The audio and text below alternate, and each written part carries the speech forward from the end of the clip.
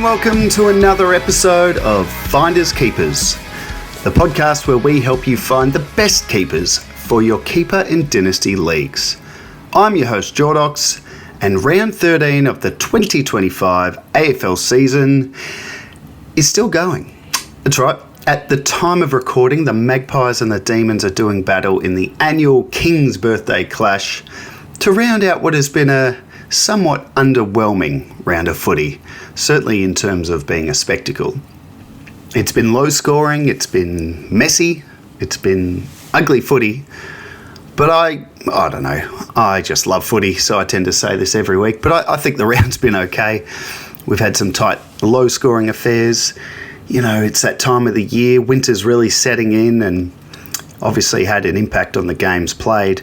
Thursday night was decent enough game. The Hawks bounced back against the Bulldogs, and Friday night was the pick of the round with my Crows holding on by the skin of their teeth against the Lions in Adelaide.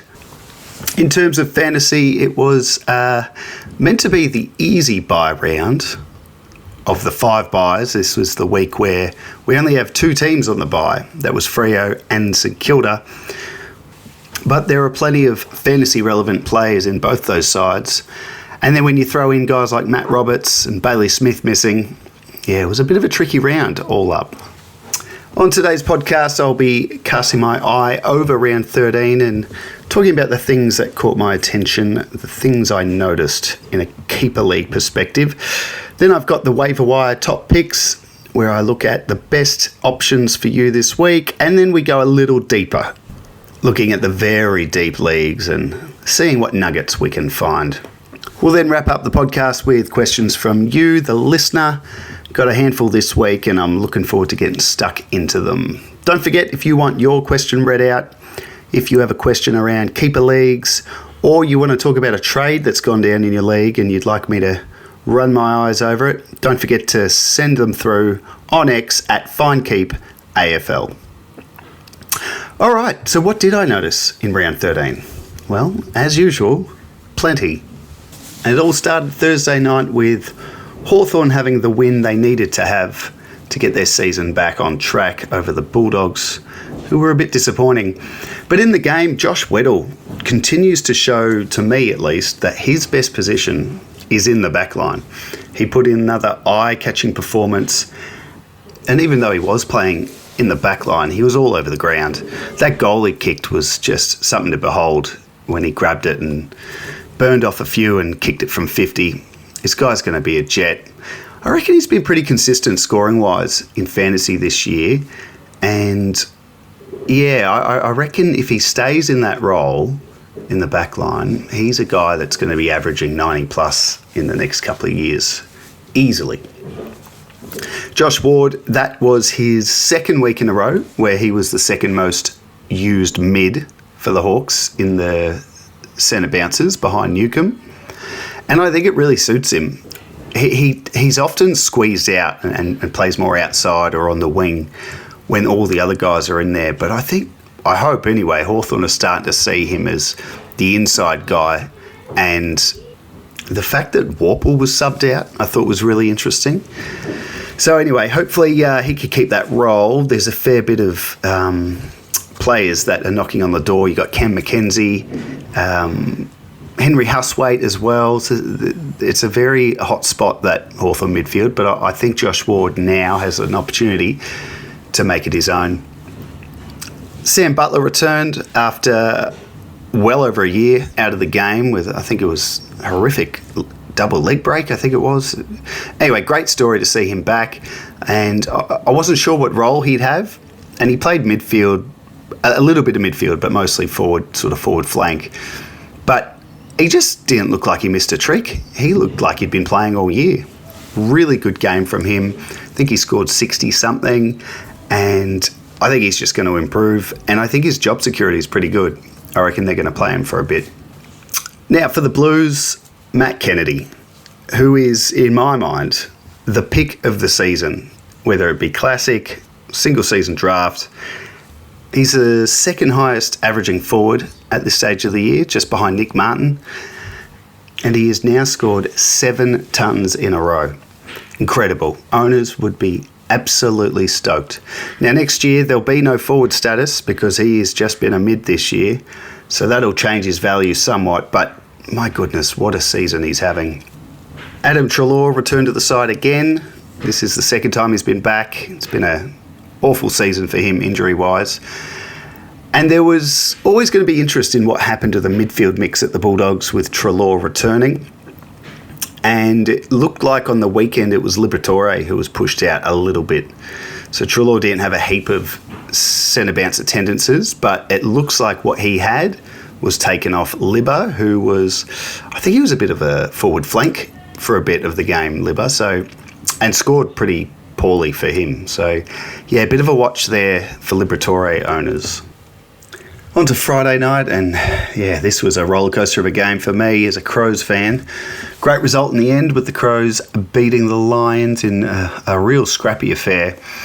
Dan Curtin really impressed, just considering how wet it was.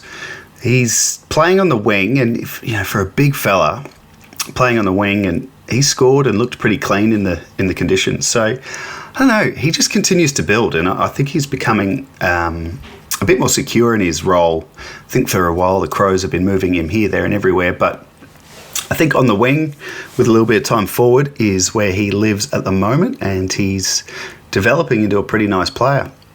Isaac Rankin's going through a bit of a lean patch scoring wise, and I just reckon the bye will freshen him up. The Crows have one more game before their bye. You've got to remember with Rankin, this is his first full season as a permanent mid. He was a mid last year, but he had all these breaks from suspension, injury, and then that nasty concussion. So he's played every game and as a midfielder. So I just think he's running out of steam. On the weekend, on Friday, they tried him a bit more forward in the first half, but Ainsworth did a great job on him, so he had to go back into the middle. I just wouldn't worry if I was a Rankin owner, and I am, so I'm not worried. Sam Berry, the role was the same as last week and the week before. Just hasn't been able to rack up the stats, whether it be a big tackling game or a big disposal game like he did against the Eagles a couple of weeks ago. So he scored 60. The week before he scored 66. The Crows as a whole haven't been big scorers the last fortnight, so I wonder if that's something to consider if you're a Sam Berry owner. On to Brisbane, and Josh Dunkley's scoring has dropped off. I'm pretty sure it's decreased slightly every week for 4 weeks now, his scores. And yeah, a month ago I wasn't too worried about this role of him as that defensive mid who's running with the opposition's best midfielder. But the last few weeks, I don't know, it's starting to worry me just how he's just not that obsessed with the ball. He's just so focused on his man. And on Friday, he was with Jordan Dawson, and he was doing a great job on him. Dawson was very quiet, and then in the last quarter, had a really big quarter. Dawson helped turn the game. But yeah, I don't know about Dunkley. I'd like to see a big game out of him soon, because his scoring is on the decline. Jasper Fletcher is someone that I'm getting more and more impressed with every week, and watching him closely in this game. He's having a seriously good fantasy year. He had 27 touches, the majority of them being kicks, and yeah, scored really well in the wet. And I think Brisbane need to reconsider what they do with him when Kadeen Coleman returns. I think when Coleman came back for that one game before he was out again, I think Fletcher kind of got pushed up to the wing. I just reckon they need to find a way to keep him at half back, because he's a really good user of the footy, and I really like just how well he's evolved this year and developed. He's really breaking out. It's great to see. On to Saturday's games, and Saturday brought us this week's Finders Keepers Player of the Week, Brodie Grundy. Now, I've gone against my usual rules, not that there's really any rules for this, but I do like to give this award to a younger player just to stay in the theme of a keeper league, but it's pretty hard to go past Grundy. His form at the moment is, well, it's like the Grundy of old, let's be honest, when he was declared the Ruck Pig. In this game, he was on a single point at quarter time, and I thought, okay, he's finally having a more quiet week, which is expected at his age. So he was on 1 at quarter time, had a pretty strong second quarter, scored 30 points, 30 odd, and in the second half proceeded to put out a second half ton, scored 100 points in the second half, to land on a 139. That was made up of 12 kicks, 7 handballs, 5 marks, 6 tackles, 51 hit-outs and a goal up against Nankervis, who is no slouch. Amazing from Grundy. He's in red-hot form, and owners would be over the moon, as would the owners of Callum Mills, who have waited an eternity to see this boy back. And he was back a couple of weeks ago. Then he got himself suspended, and so it's been a long, long wait. And welcome back, Callum. This is an official welcome back, because this was the Mills we know and love. He had a delightful role behind the ball, and he just did his thing. Now, Roberts was out with illness, so he'll return, but I'm not worried about what that would mean for Mills. If that means he goes more midfield, so be it. As long as he's not in a forward pocket, wherever this guy is, he's going to score. It's just about getting him fit. And the weekend was a great sign for those who've been waiting. Riley Bice had a great bounce-back game, playing mostly on the wing, which I was a bit surprised by. But did the Roberts out save him at the selection table? I thought for all money, him and Caden Cleary would be out this week. And Cleary was, but Bice held on possibly because Roberts was out. Does that mean now Roberts comes back, they drop Bice? I don't think so, because I think he did enough to bounce back and get himself into some form again. They have the bye this week anyway, so we'll wait and see. But just a great score, 93 for Bice, for a guy who was subbed off at halftime last week after just 2 touches of the footy. Chad Warner continues to be, I imagine, a stressful own for coaches, even with his forward status. He just sort of started to look like you could trust him. And on the weekend, he still scored 80, so I'm not saying he was terrible, but he was looking really poor early. And it's just such a roller coaster with Warner. I can't imagine the frustration of owning him. He really should be a little bit more consistent by this point. He is still young, though. And, we'll see what he can do in the second half of the year after the bye. For the Tigers, probably a rare down game for them this year. I feel like most games they've been in it, or at least competitive. And I know they were early in this game, but Swans really kicked away. Anyway, Dion Prestia came back last week with a bang and started this game in the same vein. He had an incredible first quarter, scoring 59 at quarter time.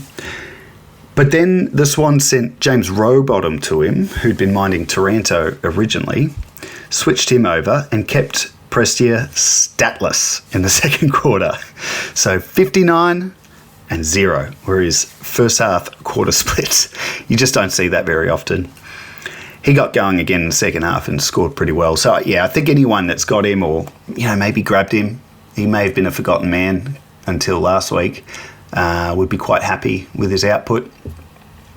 Luke Traynor, kind of similar to Bice, I thought was potentially going to be out this week for a rest at the very least. But he also had a great bounce-back game, also playing on the wing. So Traynor's a real interesting one. I'm loving what I'm seeing, but I just don't know what they're doing with his role. He started back, he's played forward, he's now been on the wing, he's been subbed out, he's been a starting sub.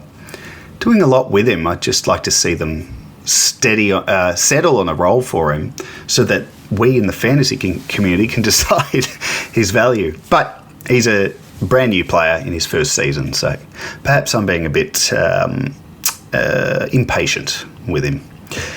Kane McAuliffe had a quarter-time score of 3 and was looking very dicey, but he worked his way into the game and showed, why he's been talked about a little bit in the last few weeks. He's an exciting player to own, I reckon. When his scoring splits even out and he's more consistent, then we'll be able to trust him. I mean, if you look at his quarterly splits on the weekend, So he scored 3 in the first quarter, 31 in the second, 39 in the third, but just 7 in the last quarter. So here's my maths on that. That's 70 points scored in 2 quarters and 10 in the other. So he's definitely building nicely, starting to build some trust, but Jack Ross is breaking the trust that he'd earned. I know it was a poor day for the Tigers, but Jack Ross scored 31 in a full game. I don't really know what his role was. I feel like he might have been stuck a bit forward. And I get that the Tigers aren't going to use him as an inside mid when they've got Prestia back, Taranto, Hopper, McAuliffe developing nicely. But I don't understand how Ross can have a game like that when I've seen him play so well on the wing and all around the ground. Very frustrating if you're an owner. Now, the other Saturday game, Saturday twilight, was Geelong and Gold Coast in Geelong. The theme of the round was scrappy, wet, low-scoring games. And this was no exception, with Geelong, just doing enough to hold off the Suns, who I think were plucky. But end of the day, if they've got top 4 aspirations, they're going to start winning away more often than not. For Geelong, Max Holmes, oh boy, this guy is really starting to cook now. This was a dour, low-scoring affair, and he puts up 40 touches. Unreal. And I wasn't watching, but I know Bales, who I do the Fantasy Fanatics podcast with, he put out a tweet saying Holmes was on the bench and he came on for the last 30 seconds or whatever it was just to get to 40 touches, and he did. That's what we like to see. Tom Stewart, 21 kicks, 2 handballs, 14 marks. Now that's the Stewart we've come to love. None of this midfield stuff. Just keep him where he is. That's where he can spend his twilight years, as he is, not too far away from retiring from the game. And that was a great result. He's been back for 3 weeks, and 2 of the 3 weeks he's put up really nice scores. So good to see there. Now, Mark O'Connor's gone a little bit under the radar. He's 28, and I've seen him put together some scores in the past. Do you remember a few years ago when he was tagging? He did some really nice jobs and got some good scores. So I guess since then, whenever he's scored well, I don't look at him too closely, but he demands attention. He's put together a really solid 4-week block, averaging 92. Playing a variety of roles, but on the weekend he did have a run with role tagging Noah Anderson and did a great job. But he didn't tag him at centre bounces. So it must have been a case of centre bounce, and then as soon as the game is on, O'Connor finds Anderson and runs with him around the ground. So an interesting tag to do and not have him in the centre bounces. Nonetheless, he's scoring well, and he's worth looking at. If he's floating around, I'd be having a stab at him. Brian Myers puts up his 3rd ton in a row, 5th game over 90 in a row, and I just continue to underrate him, but not anymore. He's a jet, and for him to put up a score like that in a scrappy affair, another ton for him. He's a ripper. He's only 26, so he's got a lot of good years ahead. Jeremy Cameron. Now, I've since seen that he copped a bit of a knock in the first quarter, but I did put a tweet out after the game just showing the stats and the numbers for Jeremy Cameron in the time Dangerfield was missing with that recent hamstring injury versus this game. And I'll summarise it as he scored 100 every time and kicked bags of goals for those 3 games that Danger missed, and I'm including the game Danger got injured in because that was in the first quarter. And now Dangerfield comes back, and Jezza had a shocker. Didn't kick a goal and scored putrid. So, I don't know. It's only 1 game, but I do recall when Danger went out, Jeremy Cameron hit form. A couple of Geelong mates had told me, he just looks better having that 50 to himself and not sharing it with Danger. So an interesting watch there. And just on Dangerfield, as far as I can see, he wasn't injured and he played the majority of the game. He had 1 kick against Gold Coast. Now, the last time he had one kick in a game was actually the last game he played when he got injured. But before then, in a full game, the last time he had one kick in a game was in round 3, 2010, over 15 years ago. And that was in a loss against Melbourne at the G when he was a young crow. Now, I didn't watch this game, so I can only assume he was very rusty. He was deep forward, and it just never came to him. But yeah, pretty concerning numbers there. I'm sure he'll bounce back next week. And lastly, Mitch Duncan, just a hats off for a big 70 in just 44% time on ground. He was the starting sub, but he came on for the injured Neil and went to the wing. Blitzarves, who was on the wing, then went forward / in the ruck. So Duncan, good score off a wing, not playing that half-back role. I guess it's just pretty hard to trust him in that he's been the sub twice now for the Cats. And he'd be a loophole guy at best, unfortunately, at the minute for Dunks. For Gold Coast, just quickly, wasn't a lot to write home about. Dan Rioli went forward late in the game. He's just not having the season owners would have hoped for when he moved across to Gold Coast. And I'm not saying, this is the end for him. He's still scoring okay. And maybe he's going to be one of those guys who really shows what he can do in his second season at a new club. Not sure, but he's not getting the scores for owners at the minute. And, they've got a bevy of halfbacks who can score and are scoring as well. So, now, speaking of not scoring, Sam Flanders. All right, maybe it's time for coaches to officially hit the panic button. Last week I was as optimistic as one could be because I liked his score and I thought I saw him a bit more around the ball. And this isn't a great game, clearly, for a forward role. Look at, Cameron and Dangerfield's scores. But Flanders playing forward is just having no impact, and his score this week was in the 30s. So he's getting to a stage where he may not even be fieldable, which is just such a surprise from where he was and what he was doing last season. So he might need a new club to further his fantasy career, or maybe some sort of injury or necessary structural change at the Suns that sees him get up the ground and around the ball more, because at the moment this is just shocking. Saturday night, the Giants hosted the Power and Port Adelaide got the win, which is great for them. But geez, Giants they're not looking what we thought they were looking this year. I suppose there's plenty of time still, but anyway, a bit of an upset for Port. Miles Bergman, I just want to talk about. I'm loving this guy at the moment. In my keeper league, my brother owns him, and I've been trying to get a trade with him last couple of weeks, and he won't let him go. And I don't like my chances after this performance.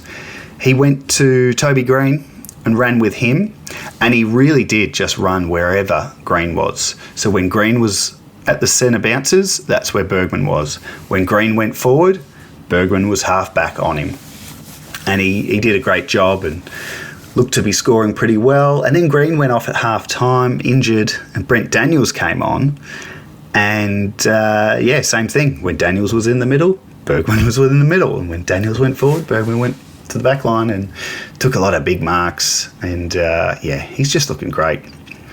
Hugh Jackson is a young fella I don't know a lot about, but I really liked his game, and I'll talk about him a bit later because one of the listener questions is about him. So hold fire until then. For the Giants, what an excellent debut for Nick Madden. Now, you have to preface it with he was up against a very young player, 10-gamer in Vicentini. But I loved this debut from Madden. I thought he looked great. He scored 80, which is obviously awesome for a debut score. But I just liked watching him. And I tweeted about him, I think, after the game. And I just was quite impressed at the size of him. And when I say size, he's over 200 centimetres. So for a 21-year-old, over 200 centimetres, they're usually like beanpoles, right? It takes them a good 4 or 5 years in the system to build and grow into their body. He just looked ready. You know, there was one ruck hit out where, Vicentini, I think, just barreled at him, and he just stood there, took all the contact, didn't flinch, and got the tap. Yeah, I don't know. I'm really excited about this guy. And, you know, with Briggs out for a few weeks, I mean, they haven't been loving Briggs's form this year. So maybe I'm jumping the gun, but yeah, let's give it one more week. But I just reckon there's a world where Briggs doesn't come straight back in if Madden can continue. He's got some pretty tough opponents the next couple of weeks, though. So we'll see how the young fella goes. Joe Fonte, I've talked about for a few weeks now, but he's continued to impress. And watching the Giants closely this week, I got a good look at him and a good feel for what sort of player he is. And he looks like this flighty halfback rebound, and that's certainly how he played. And I reckon that's a big reason why Whitfield has been starting a bit more forward. But what I like about Fonte is not only that he plays that style, but he tackles really hard. His tackle numbers have been really big, and when you watch him, he goes hard. I reckon they've got a ripper there, the Giants, and I'm looking forward to him continuing to develop. And Brent Daniels, who's had a rough season with injuries, and he's finally come back, but started as the sub. But he came on at half time and he scored 54 points in the second half, and he was actually the most used Giant for CBAs in the second half, which I found really interesting. That midfield mix at the Giants has been something we've all been looking at for a while, try and see where it lands. So to see Daniels have so much time in there, but what he'd do is he'd sort of start at the CBA and then he'd sort of drift forward, taking Bergman with him. And anyway, we'll see how he goes. I hope they don't make him the sub anymore. They need to start him, and I think they will. On to Sunday, where North Melbourne hosted West Coast in Bunbury, WA, and it was a bit weird, but it was not a great game from everything I've heard. North were able to just come back right at the end and snatch it, I guess, which is good for them. Things I noticed in this game, the first thing you notice in this game was the role change for Colby McKercher. He was moved to half-back and he collected 35 disposals. And, I do own him in my home league, and I've been saying this for weeks. Why can't we just get him closer to the ball? And they finally did, and he racked. So come on, North, just keep him there, please. Now, unfortunately, this change seemed to drastically impact Hardiman's role. So Riley Hardiman was looking quite nice before the bye, but I think he was more locked down this week, scored in the 30s and nowhere near what he was before the bye. Finn O'Sullivan put up his first score over 60 and landed on an 81, which I just think's a nice little reward for owners. He's, a very highly touted prospect in the fantasy world, but yeah, his scoring has been pretty... we've just been waiting for a good one, so nice to see it.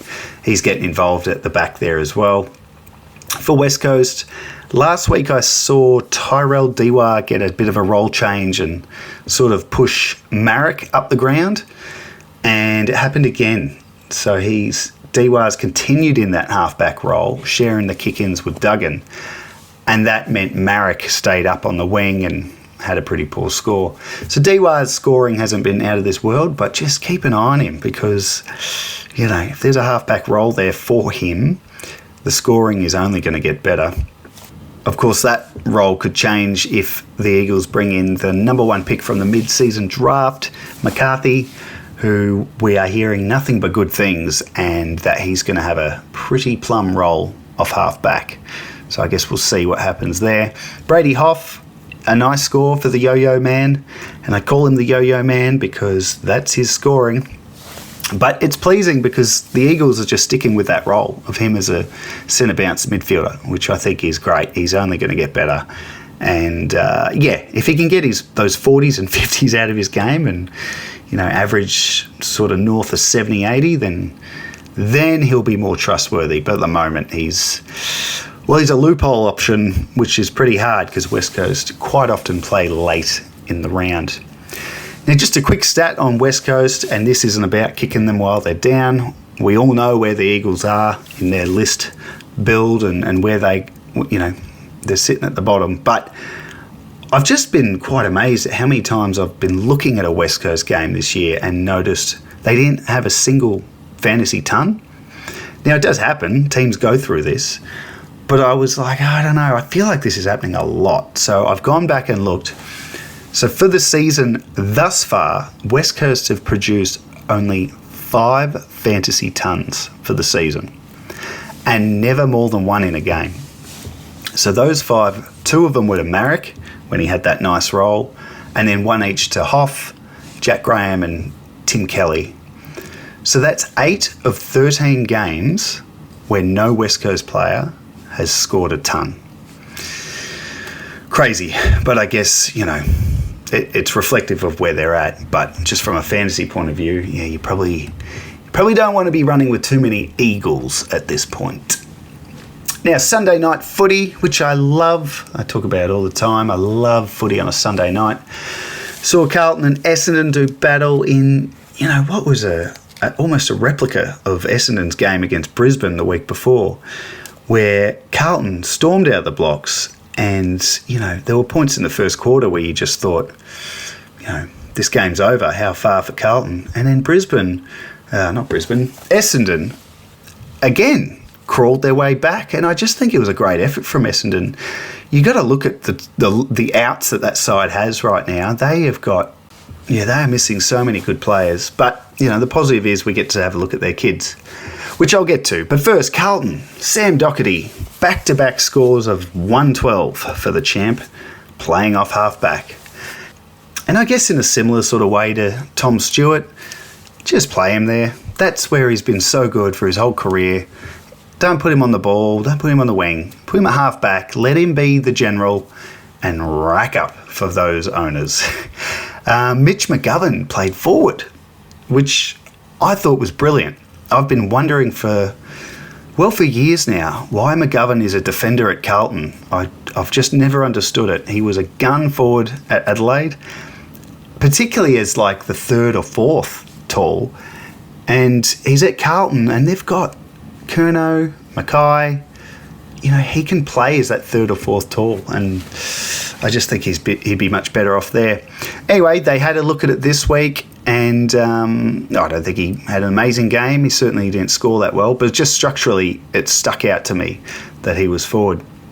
Now, also forward was a debutant, Hudson O'Keefe, and he's a big boy. He was key forward and chopped out in the ruck, and looked pretty good. He took a couple of big clunks, big marks that made me think, is that the kid? Is that the guy who's debuting? Doesn't look like it. So I reckon they've found one there. Let's hope that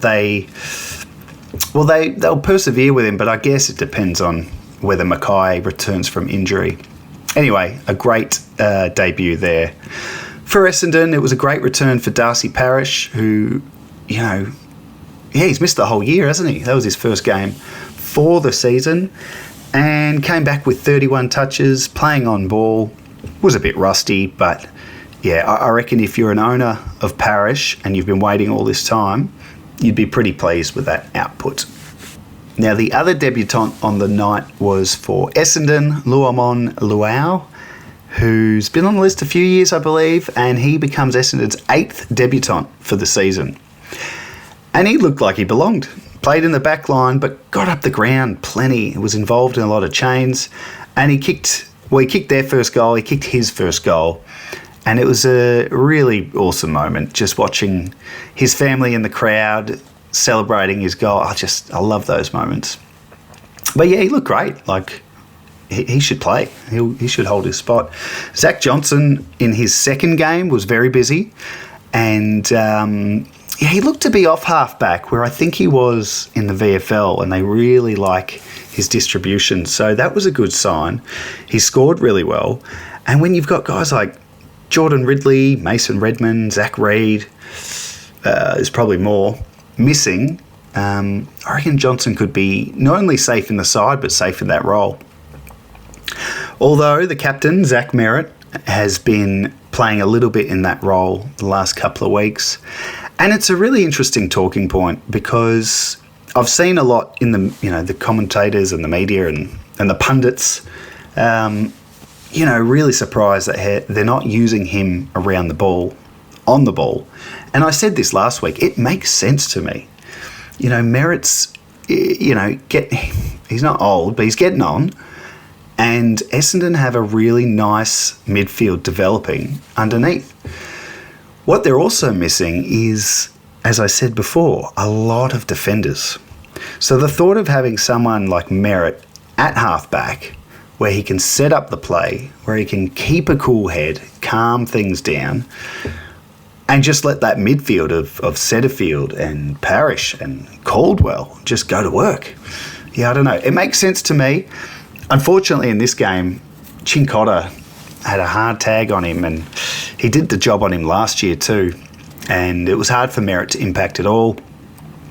It looked like he and Nick Martin were sort of interchanging between halfback and midfield, and then by the end of the game, Merritt was sort of forward. So, yeah, shocking. Let's have a look at him next time. Hopefully there's not a hard tag on him again, because I do think he can score really well off halfback. Now, as I said at the start of the podcast, Melbourne and Collingwood are still doing battle in the King's birthday clash, so I don't have any comments or notes on those players. But if anything does stand out to me, maybe I'll put a tweet out and just put down my thoughts on the game and anything I noticed. But with that one still going, let's just have a look at my top waiver picks for this week, starting with how I like to do it, going back a week and having a look at who I suggested a week ago and how they went this week. So last week on Finders Keepers, my top 5 waiver picks were Dion Prestia, who, at quarter time in that game against the Swans, I was feeling pretty smart, and I reckon anyone who grabbed him would have been doing cartwheels. And then the tag came and he stopped scoring. But anyway, I think he's a pretty good pickup, and you'd be happy if you took my advice there. Joe Fonte, I would say, is another tick. Scored, I think, 74. But again, his role and watching him play is really exciting at the minute. Kai Lohmann was another suggestion. He scored 51 in, a scrappy game in Adelaide. I wouldn't be too disappointed with that. Just the fact that he continues to play and, stays fit after all his injury concerns is a win. Bailey Fritsch was another I suggested. He's playing at the moment. And the other one was Logan Evans. You would have been pretty annoyed if you spent a waiver pick on him on Tuesday, because Thursday he was dropped to the twos. Sorry about that. You win some, you lose some. All right, let's have a look at this week. And I'll start with Nick Madden, who I just think is a must for anyone who currently owns Kieran Briggs. They call it the handcuff, where you get the number 1 ruck and the backup in your squad so that you're covered. And I just think that, you've got to try and get him if you can. But if you don't own Briggs and you're looking for a backup ruck or the next future ruck, throw a dart at Nick Madden and get him in. We're going to get a few weeks looking at him, and I liked what I saw. Zach Johnson would be next, the Essendon midfielder, but looked to be playing a nice-ish role behind the ball. And I think the role looked good, and I think he's safe in the side at the moment, just with all the outs that they have. And who knows, he could just continue to develop and lock down a role, kind of like Archie Roberts did, late in the year last season. Dan Curtin for the Crows. His scoring's been pretty, not flimsy.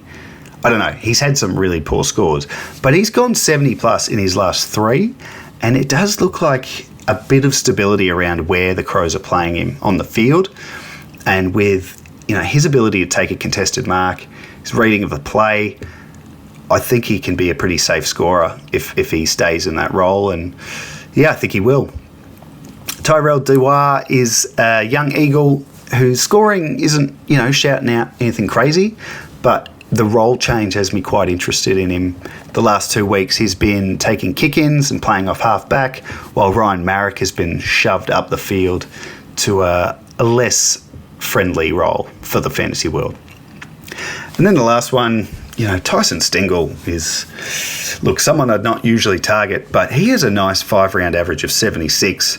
The Cats forwards are scoring. I know Jezza and Danger didn't this week, but you look at Grind Myers and who's the other one? Sean Manor scoring really well. So yeah, I think you could do worse than grabbing a Stengel, particularly if the Cats have some Thursday night, Friday night games, which I imagine they would. They generally do, and you can loophole Stengel off your bench. So they're my 5, and that's great. But what if you're in a super deep league where there's just nothing but breadcrumbs in the waiver pool? So what I'm going to do, I'm going to give you 5 names that can help you turn those breadcrumbs into a sandwich. No, that's a stupid analogy. Anyway, I've got 5 names for you if you're in a very deep league that you can have a look at. First one is Caleb Smith for Richmond, who I remember in pre-season reading something about him having that halfback role, sort of like Jaden Short type role. And that hasn't fully eventuated. He played a lot of games, I think, with the vest. And obviously Sam Banks has exploded into that role with Short out injured. But Caleb Smith is scoring. He's scoring 50s and 60s every week for the last 3 or 4. And I think they like what he's doing, and I think he'll continue to develop. And even if he doesn't have that exact role, he's obviously the type of player that can accumulate. So I think he's worth a go. A couple of Hawks are next. Sam Butler returning from that very long injury break on Thursday night. And yeah, as I mentioned in the notes earlier, he just looked like he hadn't missed a beat.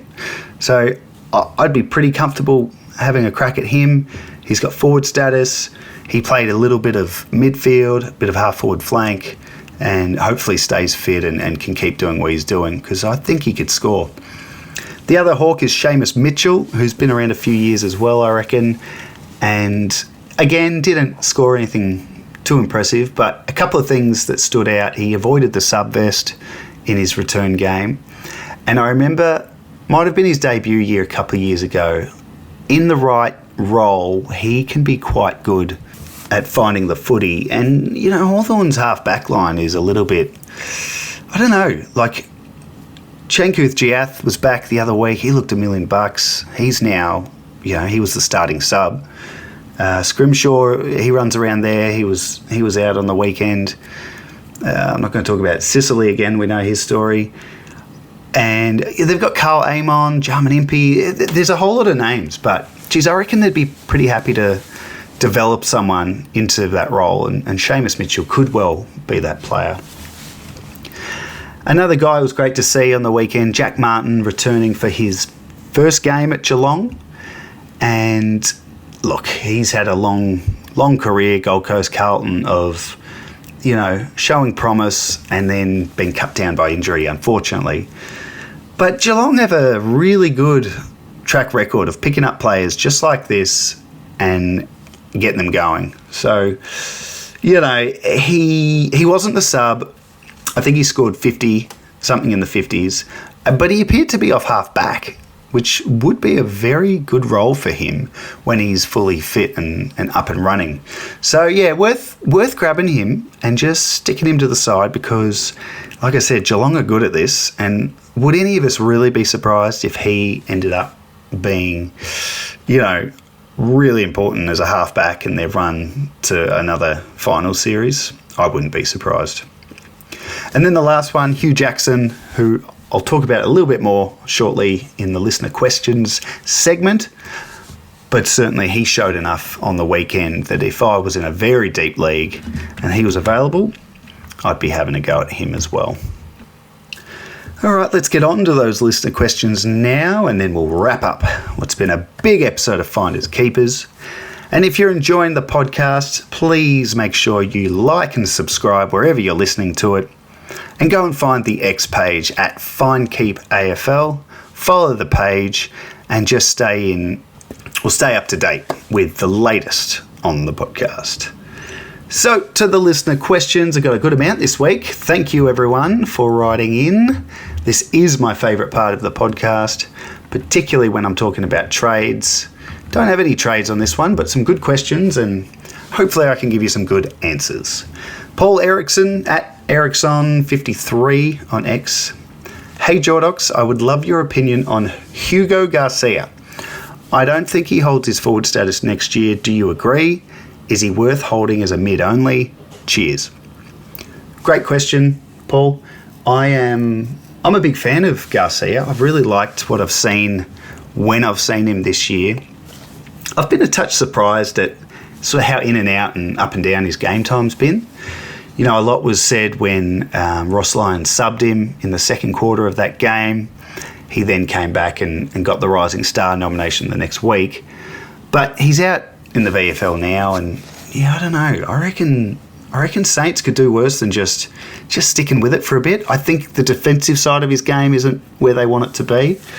But anyway, as a fantasy prospect, I like it a lot. He tackles. He's a big tackler. He's putting up some, for a guy in his second year, I've been pretty impressed with the scoring build.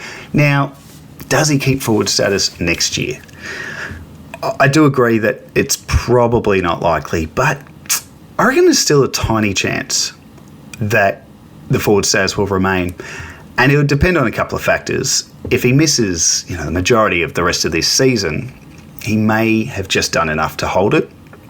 He's had some very big midfield games where the CBAs were quite high, but he's had a fair few where they haven't been. So, yeah, if I was a betting man, I'd say he's probably mid-only next year, but I don't think that's a guarantee at this point. And then I guess the question, is he worth holding as a mid-only? He certainly loses a whole lot of appeal.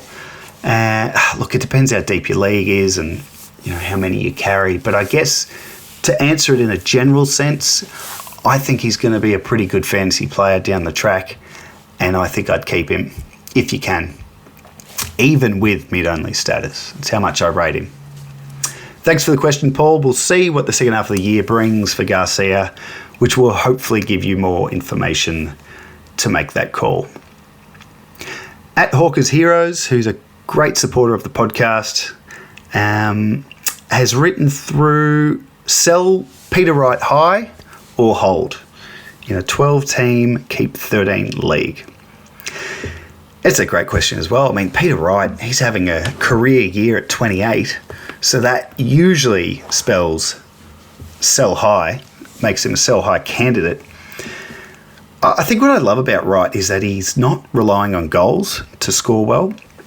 When he first came back into the side in round 6 this year, he kicked 6 goals and had a big score. And I think a lot of people would have thought, nah, I'm not interested. He's not going to kick 6 every week. But those who jumped on, and Hawker's Heroes looks like you were one of them, unless you had him since previous years, saw that it wasn't just because he kicked the bag. It's the way he's playing. It's how much he's helping out in the ruck. And since then, he hasn't kicked more than 3 in a game, and his scoring's been excellent. So sell high or hold. If you're keeping just 13, I do wonder if you'd be keeping a 28-year-old key forward who's, having a really good run at the minute. But I guess he's shown over his career that he hasn't been able to put it together, certainly year on year. He won the best and fairest a few years ago. And then, I think, was it last season? He was in the VFL for a fair stint.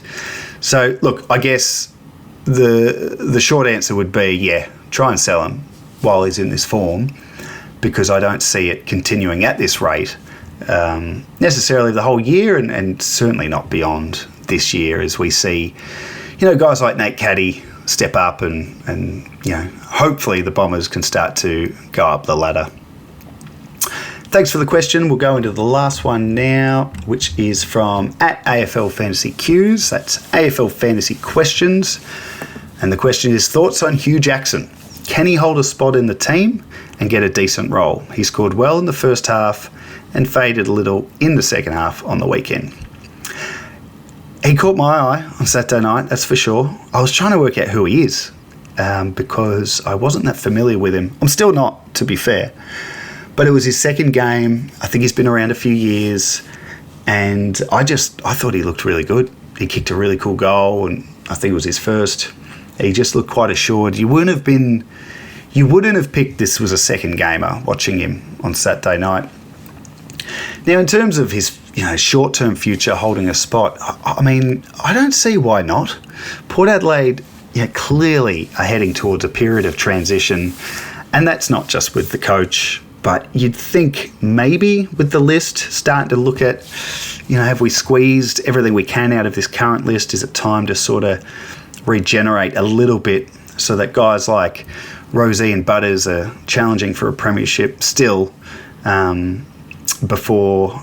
while they're still well in their prime, in their late 20s, I guess. So the point being, I think Port have to run with these guys. If Jackson performs like that, he needs to hold his spot for a bit. I know they've got Christian Moraes as well, who's had a pretty good season when he's played and probably is maybe a competitor with Jackson for that spot. But yeah, I liked him. I liked his role, and I think he'll hold his spot for now. So no guarantees in the future, of course, but I think the other thing I like about Hugh Jackson is he's not a first-year player. He's been on the list.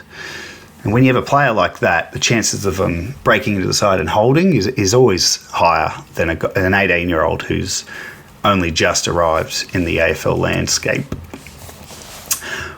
But we'll see what he does. Thanks for the question, AFL Fantasy Questions. That's a good one.